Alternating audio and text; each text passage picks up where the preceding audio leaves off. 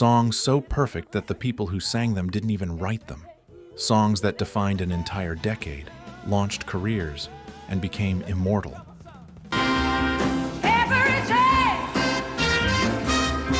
But here's the part that'll blow your mind. Some of these singers fought to record these songs. Some had them handed to them at the last minute, and some had no idea they were about to sing the biggest hit of their lives.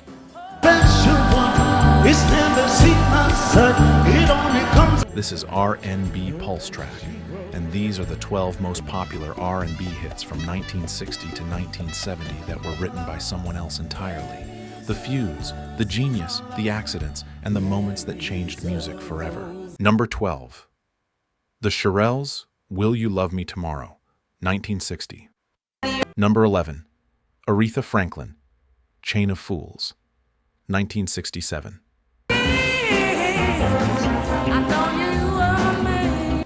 Aretha didn't write this song. Don Covey did. And here's the part most people don't know. He wrote it in 15 minutes on the back of a grocery bag.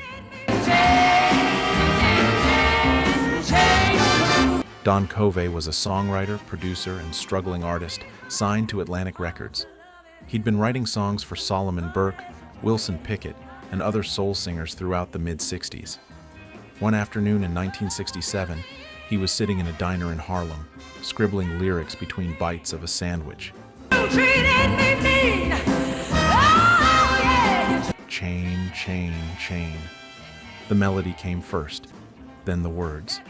He wrote about a relationship that kept dragging him down, link by link. By the time he finished eating, the song was done. He walked it over to Atlantic Records that same afternoon. Jerry Wexler, Aretha's producer, heard it and knew immediately. This is Aretha's next single. They recorded it in November 1967 at Atlantic Studios in New York.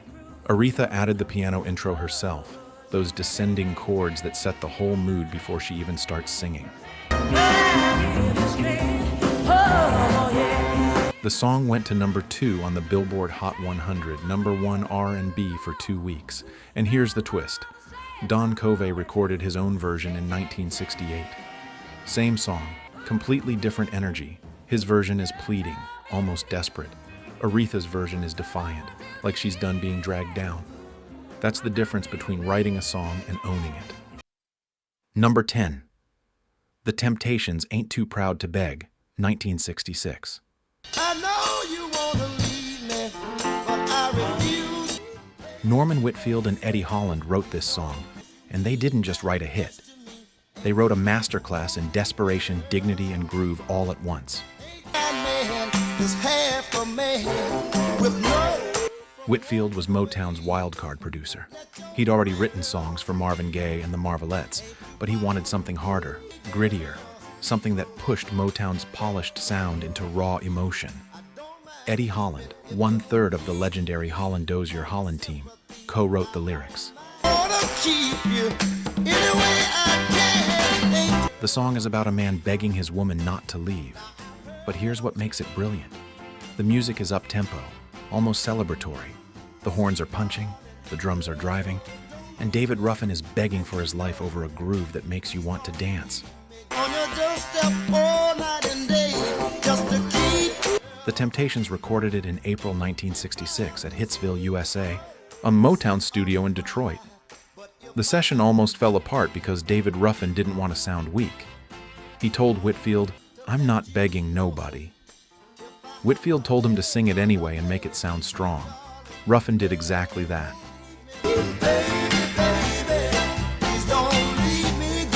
The song hit number 13 on the Billboard Hot 100, number 1 R&B for 8 weeks.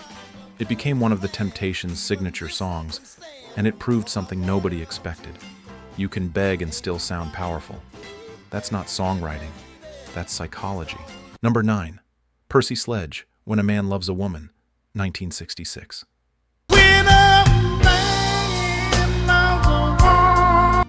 Percy Sledge didn't write this song. Calvin Lewis and Andrew Wright did. And here's the story nobody talks about. Percy almost didn't record it at all.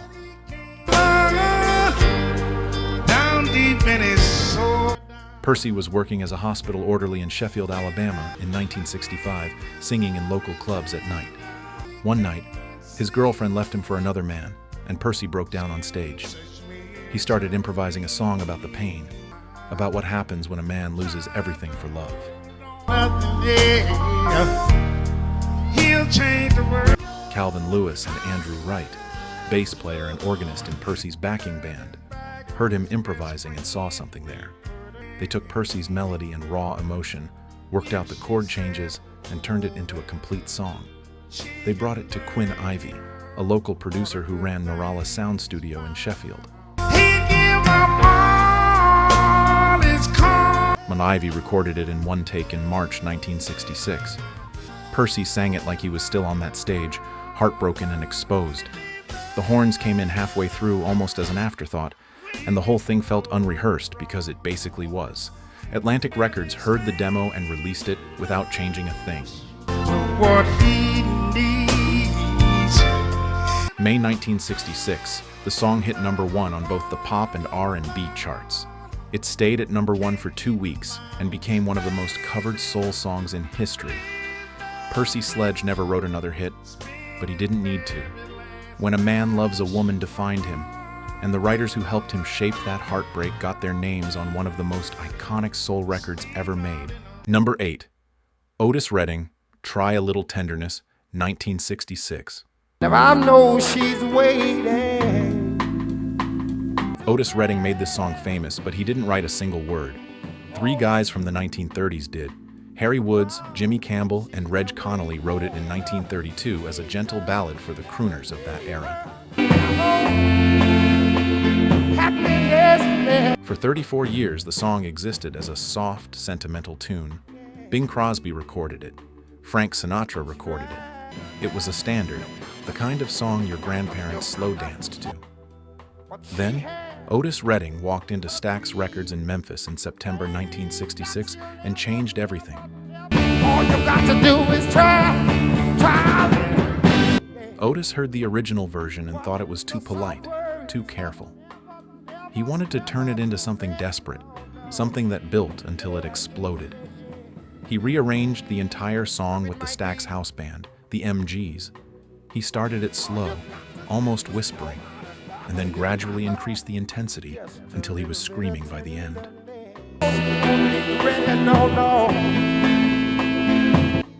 The recording session was intense. Otis kept pushing the band, kept raising the energy, kept demanding more. By the final verse, he's not singing anymore. He's preaching, shouting, begging. The horns are blaring, the drums are pounding, and Otis sounds like he's on the edge of something breaking. Young girls, they don't forget it. Love. The song became the closing track on his album, Complete and Unbelievable, the Otis Redding Dictionary of Soul. It didn't chart as a single in the US, but it became one of his most iconic performances. 3 white British songwriters from the 1930s wrote a ballad. One black soul singer from Georgia turned it into a gospel-soaked plea that still sounds urgent today. If you love R&B history, music documentaries, and the stories behind the songs, like and subscribe for more. Number 7. The Righteous Brothers, You've Lost That Lovin' Feelin', 1964. This song was written by Barry Mann, Cynthia Weil, and Phil Spector. And here's the part that'll mess with your head. The Righteous Brothers hated it. Phil Spector was building his wall of sound in 1964, layering instruments until pop songs sounded like symphonies. He wanted a song that could showcase his production style, something slow, dramatic, and emotional. He called Barry Mann and Cynthia Weil, a married songwriting team working out of the Brill Building. They wrote, You've Lost That Lovin' Feelin' specifically for the Righteous Brothers, but when Bill Medley and Bobby Hatfield first heard it, they thought it was too slow, too long, too boring. Spector told them to trust him. They didn't have a choice. Spector was producing, and Spector got what he wanted. The recording session at Gold Star Studios in Los Angeles took hours. Spector used 21 musicians, overdubbing instruments until the track sounded massive. The intro alone runs for 45 seconds before the vocals even start. The song clocks in at 3 minutes and 45 seconds, way too long for radio in 1964. But Spector had a trick. He printed the time on the single as 3:05 to fool radio programmers into playing it. It worked. The song hit number 1 in February 1965 and stayed there for 2 weeks.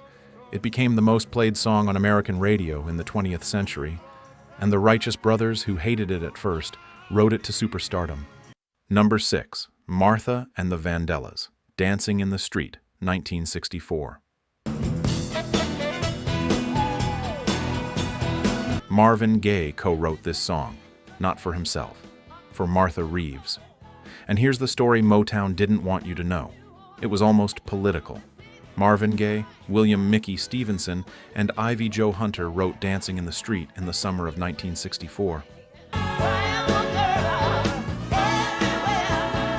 The country was on fire with civil rights protests, riots in major cities, and racial tension everywhere.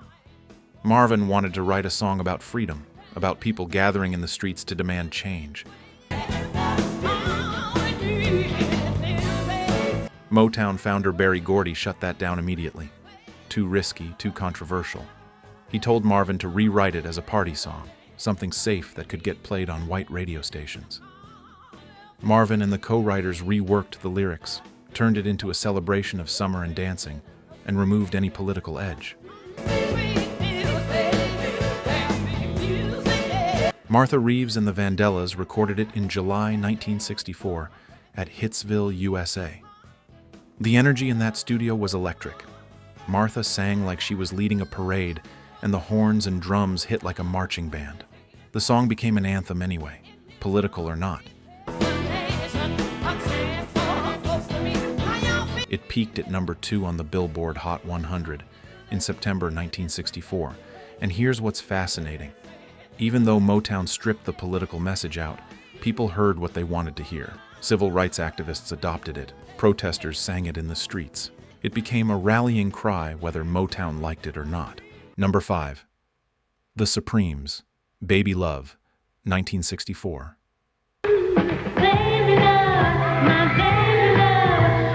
Holland Dozier Holland wrote this song in 20 minutes. 20 minutes to write the second number 1 hit for the biggest girl group in history. And it almost didn't happen. Brian Holland, Lamont Dozier, and Eddie Holland were Motown's secret weapon in the mid-60s. They'd already written Where Did Our Love Go for the Supremes, which hit number 1 in August 1964.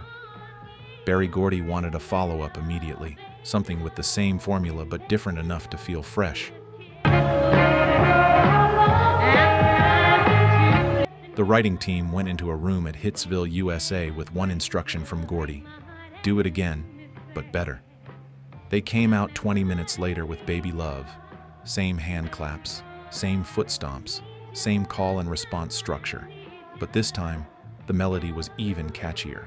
The hook even more undeniable. Diana Ross recorded it in September 1964. The session was quick, efficient, classic Motown assembly line production. Diana's vocal is sweet, almost childlike, but there's a hint of desperation underneath. She's not just asking for love, she's demanding it back. The song hit number 1 in October 1964, just 2 months after Where Did Our Love Go? It stayed at number 1 for 4 weeks, and it made the Supremes untouchable. Holland Dozier Holland would write 10 number 1 hits for the Supremes before leaving Motown in 1968. But Baby Love, the one they wrote in 20 minutes, that's the one that proved they could do it on command. Number 4, Dionne Warwick, I Say a Little Prayer, 1967. The moment I wake up. Burt Bacharach and Hal David wrote this song, and they wrote it in one of the strangest places you could imagine, while Burt was getting dressed for dinner. Burt Bacharach and Hal David were one of the most successful songwriting partnerships of the 1960s. They'd already written dozens of hits for Dionne Warwick, perfectly tailored to her voice. One afternoon in 1967, Burt was in his hotel room getting ready to go out when a melody popped into his head. He sat down at the piano in his bathrobe and started working it out. The time signature kept shifting, 4/4 to 3/4 and back again, which was unusual for a pop song. Hal David wrote the lyrics later, a simple prayer for a loved one's safety and happiness. The two of them brought it to Dionne, and she loved it immediately. Dionne recorded it as an album track, not a single. But radio DJs in the US started playing it anyway because listeners kept requesting it. It became a hit without Scepter Records even promoting it. It peaked at number 4 on the Billboard Hot 100 in early 1968. Then Aretha Franklin covered it later that same year, and her version hit number 10. Two completely different versions, two completely different vibes, same year. That's when you know a song is bulletproof. Bacharach and David had written another classic, and they'd done it while getting dressed for dinner. Number 3. Marvin Gaye, I Heard It Through the Grapevine, 1968. I'll show plans to make me blue. Norman Whitfield and Barrett Strong wrote this song, and Motown shelved it twice before it became the biggest-selling Motown single of the 1960s. Twice. Cause you mean that much to me. Whitfield and Strong wrote, I Heard It Through the Grapevine in 1966, a paranoid, churning meditation on betrayal and rumors. They recorded it first with Smokey Robinson and the Miracles. Berry Gordy shelved it. Too dark. Then they recorded it with Marvin Gaye in 1967. Gordy shelved it again. Too different from Marvin's smooth image. Finally, Gladys Knight and the Pips recorded it, and Gordy released that version in September 1967. It went to number 2 on the pop charts, number 1 R&B for 6 weeks. Massive, undeniable hit. But Gordy kept thinking about Marvin's version. The way Marvin delivered those lyrics like he was processing the betrayal in real time. But you're here, but I can't hide. In October 1968, over a year later, Motown finally released Marvin's version, and it exploded.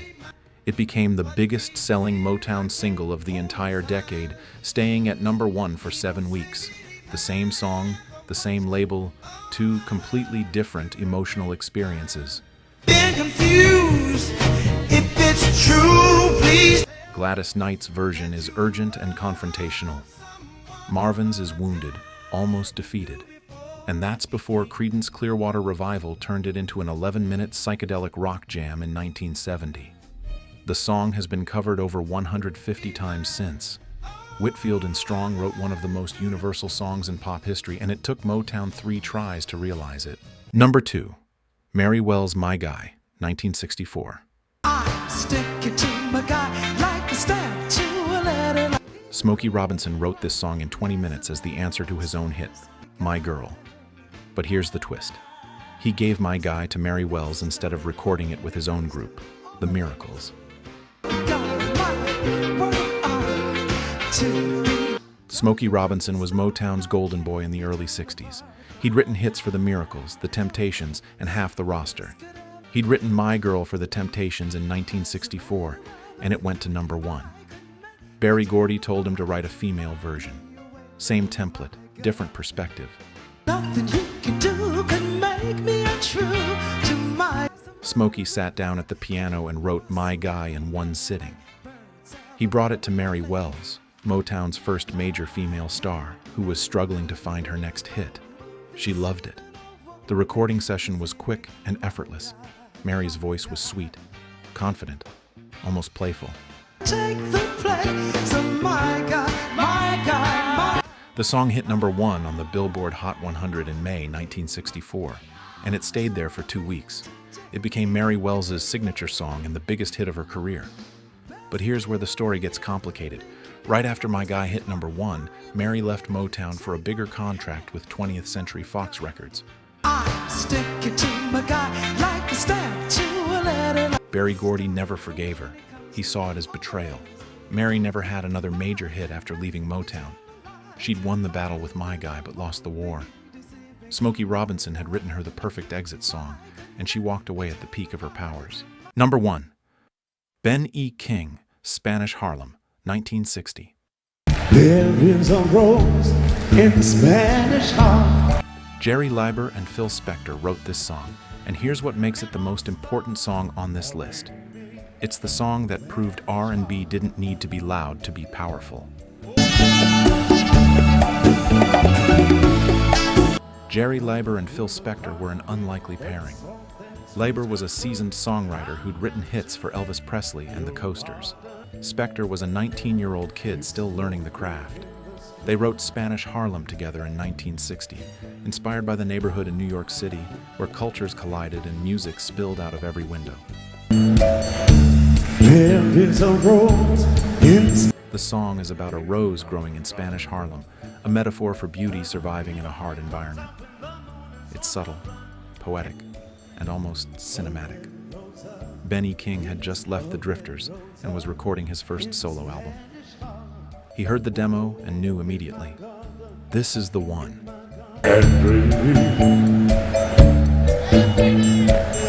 Ben recorded it in 1960 with a lush string arrangement and a delicate guitar line that danced around his voice. His delivery is tender, almost fragile, like he's afraid to break the spell. The song peaked at number 10 on the Billboard Hot 100 in early 1961, and it established Ben E. King as a solo artist. in my garden. But here's why it's number 1. This song changed what R&B could sound like. It proved you didn't need to shout or plead or beg. You could whisper, and people would lean in to listen. Leiber and Spector wrote a love letter to a neighborhood, and Ben E. King turned it into one of the most elegant soul recordings of all time.